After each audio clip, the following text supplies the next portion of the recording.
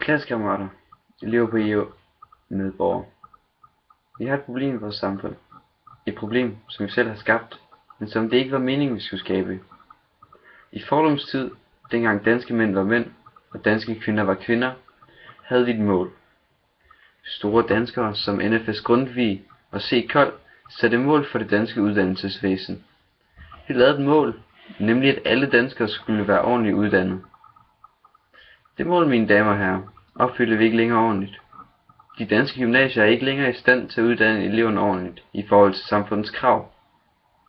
De opfylder ikke længere kravene om, at de danske gymnasieelever skal være alment dannet og vellærte i forskellige fagområder.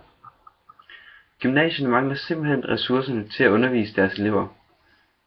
Specielt det naturfaglige fag er på grund af manglerne på undervisningsmaterialer som ordentlige lasere, detektorer, teleskoper, penicillinkolonier, radiotransmittorer, stærke syrebaser og meget mere.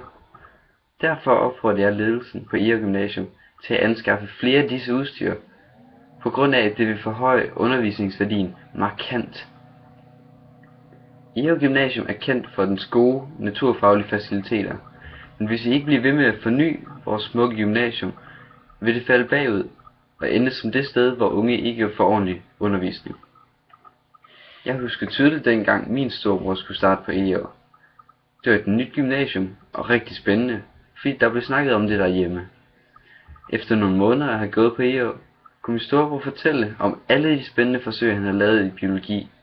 Det var alt fra dissekering af mus og rotter til gensplejsning af bakterier. Som lille dreng i den store verden virkede EO Gymnasium som det ultimative læringssted, hvor alt man lavede var interessant, hvor alt man mødte var nyt og spændende. Det var et sted, hvor de naturvidenskabelige fag havde fået stillet alt til rådighed, så eleverne kunne lære relevante færdigheder gennem praktisk og eksperimentel arbejde. På EO har vi brug for at skaffe nye materiale til eleverne, uanset prisen, for ellers vil undervisningen simpelthen dale til et alt for lavt niveau. Vi kan ikke bare forvente, at undervisningen vil blive ved med at være lige så god og aktuel, som den har været. Vi kan ikke tage det for givet længere. Jeg foreslår, at skolen anskaffer en partikelaccelerator. En partikelaccelerator vil gøre nye forsøg mulige, og derved forøge kvaliteten af undervisningen på EO Gymnasium. Uden en accelerator vil EO Gymnasium ikke længere være i stand til at tilbyde ordentlig undervisning. Nogen vil måske mene, at det er overdrevet og dyrt med en partikelaccelerator, men det er fremtiden. Det fysik, der bliver lavet lige nu i klasselokalerne, er flere 100 år gammel videnskab, som jo ikke har ændret sig synderligt gennem tiden.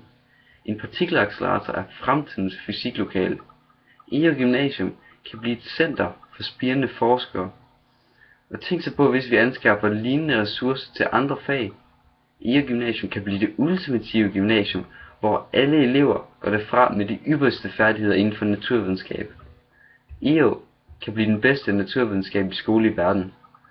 Alt det, der starter med en enkelt accelerator, der accelererer udviklingen.